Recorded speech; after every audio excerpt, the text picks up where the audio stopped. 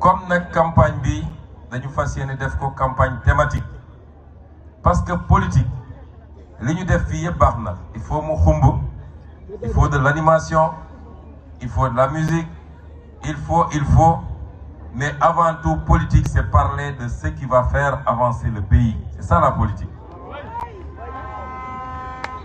Mais avant de dire ce qu'on a prévu de faire pour le pôle Casamance, pour le pôle sud, mooy pôle Casamance, dinaa dugal benn parenthèse bu ndaw, que tout le monde puisse nous comprendre et nous accompagner. Campagne électorale, campagne nationale, c'est très difficile. Nous sommes de 2017 à maintenant sur une campagne nationale en 2024 avec des écarts de 6 mois.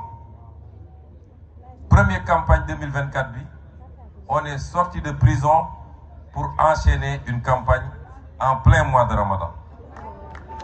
Loolu suñ leen ko waxul ak suñ leen ko waxee dafa métti physiquement, dafa métti ci ñun, dafa métti ci sécurité bi, dafa métti ci communicants yi, et c'est pourquoi il faut que nit ñi di ñu jàppale et qu'ils nous accompagnent.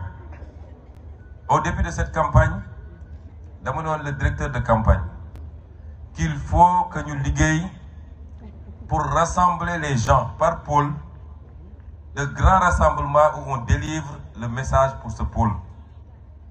Comme ça, coono physique bi wàññeeku tuuti.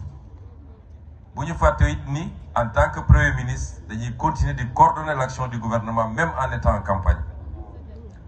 C'est pourquoi il faut qu'on accepte ce genre d'organisation rawatina nag dans les régions ou les départements yoo xam ne leer nañu gagné nañ fa bu yàgg parce que depuis des années toutes les élections qui se passent là-bas nous les gagnons largement et la région de Ziguinchor, et c'est tout à votre honneur, en fait partie. Kon il faut ñu économiser du temps pour consacrer ce temps à d'autres départements ou d'autres régions qu'on avait perdu lors de l'élection présidentielle. Parce que l'objectif, c'est de gagner, à défaut de tous les départements, au moins 90% des départements. Est-ce que vous êtes d'accord avec nous? Vous êtes d'accord avec nous? Donc, je vous remercie d'avoir eu cette présence d'esprit.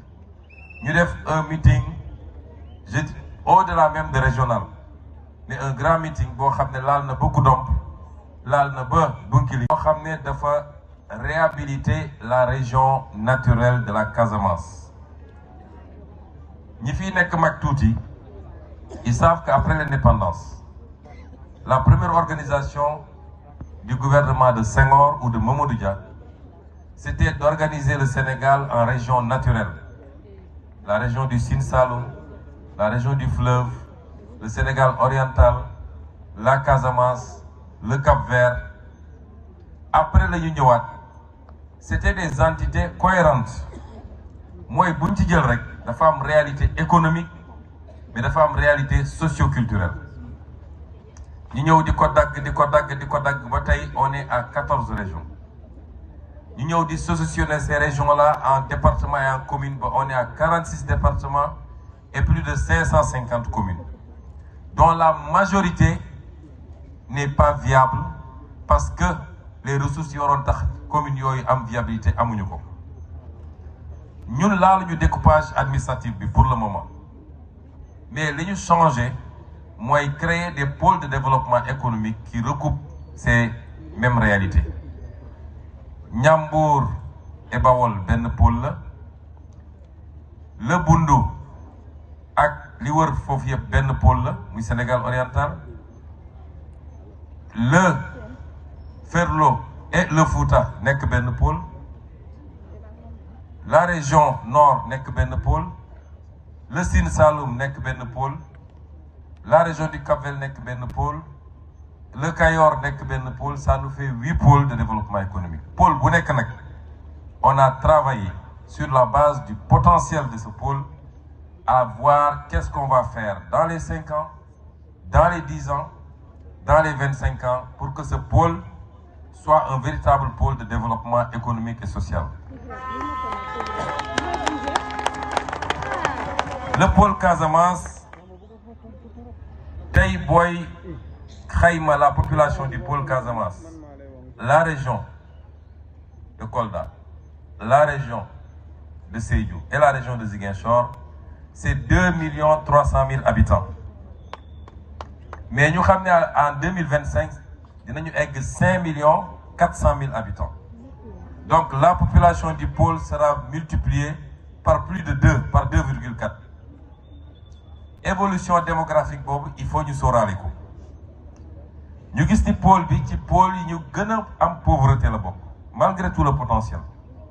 Quand on classe les régions par pauvreté, les 3 régions du sud, ak Kédougou, ak Tamba, toujours en tête de peloton. Alors que c'est les régions qui ont créé des emplois, nous créons de la valeur ajoutée, et c'est comme ça qu'on construit le développement.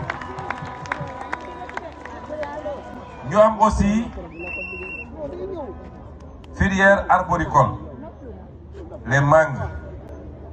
Si nous avons Sénégal, faut taxaw soo nee mango rek dañ leen Casamance foo toog rek dañ leen Casamance mais mango yooyu la cay yàqu ci àll bi yéen xam ngeen ni bëri na et ce n'est pas normal.